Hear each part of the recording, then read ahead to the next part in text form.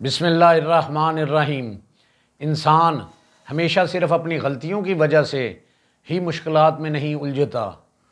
ہمارے پیارے نبی کریم صلی اللہ علیہ وآلہ وسلم کا فرمان عالی شان ہے کہ جب اللہ تعالیٰ کسی بندے کو کوئی بلند درجہ عطا کرنا چاہتا ہے اور اس کے اعمال اس درجے تک اسے نہیں پہنچا سکتے تو اللہ تعالیٰ اسے کسی آزمائش، کسی امتحان میں مبتلا فرما دیتا ہے، جس پر وہ صبر کرتا ہے، اور وہ آزمائش، وہ امتحان اس بندے کو اس درجے پر پہنچا دیتا ہے۔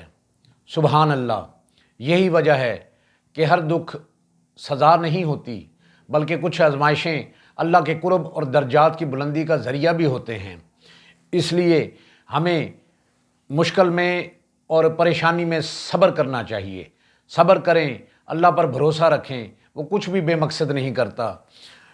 شکر کریں تا موتی ملسن، صبر کریں تا ہیرے، پاگلا وانگو رولا پاویں، نہ موتی نہ ہیرے۔